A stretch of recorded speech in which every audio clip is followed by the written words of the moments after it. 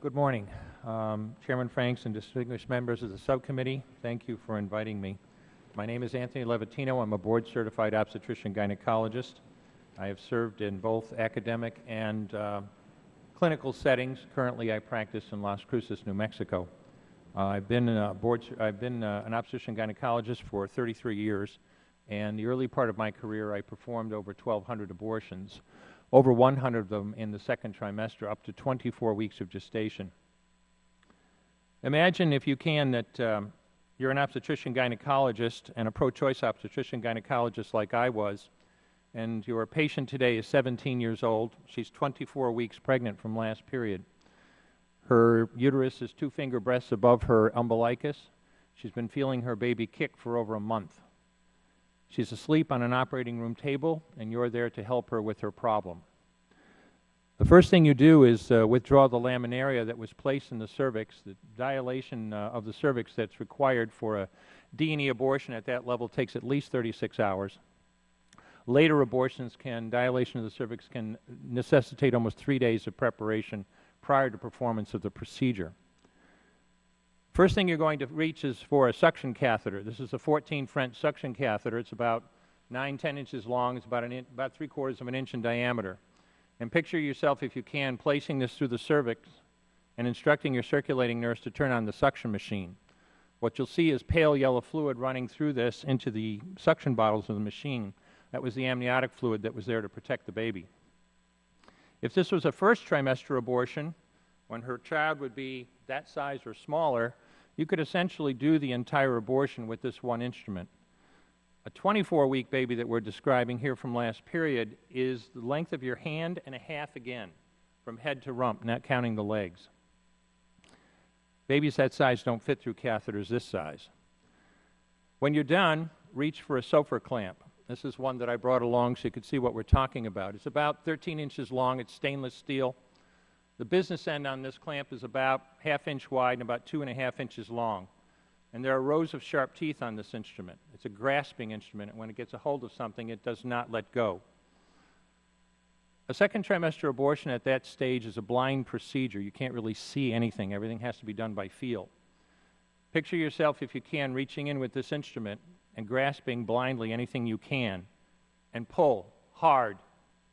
And when it finally pops free, out comes a leg that big, which you put down on the table next to you. And reach in with this again, and grasp, and pull hard. Out comes an arm about the same length, which you put down on the table next to you. And reach in with this instrument again and again, and tear out the spine, the intestines, heart and lungs. Head of the baby about that age is maybe the size of a large plum. Again, the procedure is blind. You reach in, being careful not to perforate the uterus, and you have a pretty good idea you have it if you have your clamp around something and your arms, your fingers are spread about as far as they will go. You know you did it right if you crush down on the clamp and white material runs out of the cervix. That was the baby's brains. Then you can pull out skull pieces. If you had a day like I had a lot of days, sometimes a face comes back and stares back at you. Congratulations. You just successfully performed a second trimester D&E abortion. You just affirmed her right to choose. These procedures are brutal by their nature. In later abortions, when you are preparing that cervix for even more extended periods of time, you can have situations where you will get into preterm labor or even precipitous deliveries of these children. The Gosnell situation is a situation that has, I think, brought to the public's attention what we're talking about when we're talking about this level of abortion. It was mentioned earlier that the idea that abortion is needed to save women's lives is one that must be under consideration. As a faculty member at the Albany Medical College, I have treated hundreds of women with severe problems with their pregnancies that were life-threatening to them.